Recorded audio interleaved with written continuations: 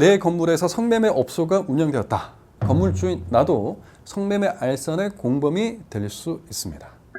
자, 2004년 만들어진 성매매 특별법으로 인해서 성매매로 무던히도 많이 처벌됐었죠. 이전보다 더 조직적이고 대규모로 발전된 모습이 현재 보이는 형태이기도 하고요. 인터넷 광고와 함께 그 회원 수가 어마무시한 사이트도 종종 등장하고 뉴스를 타고 있죠.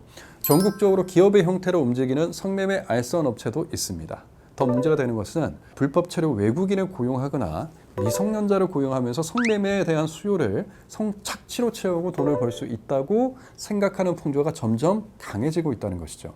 실제 성매수자의 경우에 경찰 조사를 받고 기소가 된다고 하더라도 가벼운 처벌로 끝난다는 인식 또한 많은 것도 사실입니다. 자, 그렇지만 가만히 있어도 검사가 알아서 관대한 처분을 해주겠지, 이런 아니란 생각은 절대 버리셔야 됩니다. 수사 초기 단계에서는 본인의 성매수를 조사한다는 사실만으로 이제 성범죄자가 되는 것인가 여러 상황에 불안해하실 수 있겠습니다. 가정과 직장에 알려질 것도 당연히 우한거리가 되시겠죠. 자, 그런 상황일수록 전문가의 도움을 받아서 제출할 수 있는 자료는 제대로 제출하시고 본인의 양형 사유에 대한 적극적인 주장이 필요한 것도 사실입니다.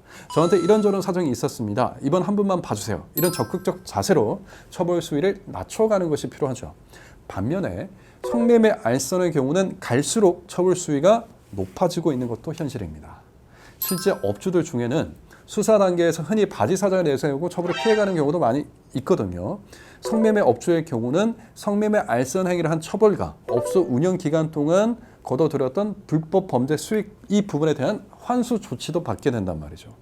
성매수자와 비교하면 상당히 높은 처벌, 그리고 불이익한 처벌이라고 보여지기도 하는데, 최근 많이 발견되는 오피스텔 성매매의 경우처럼 내 건물에 임차인이 이런 업소를 운영할 목적이 있는 것을 알았는데도 계약을 진행했다. 그러면 건물주도 성매매 알선의 방조범으로 처벌될 여지는 충분히 있습니다. 간혹 이런 질문을 하시는 분들이 계세요. 성범죄처럼 의사에 반한 것도 아니고 정당한 대가를 지불하고 서로 동의하에 이루어지는 게 대체 왜 범죄가 되는 것이냐. 물론 이런 분은 국회로 가셔야 돼.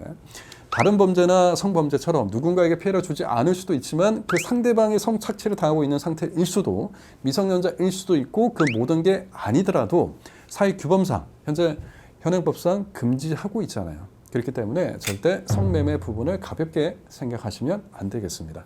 혼자 해결하기 어려운 상황에서는 형사이신 저 박성현 변호사와 함께 하시기 바랍니다.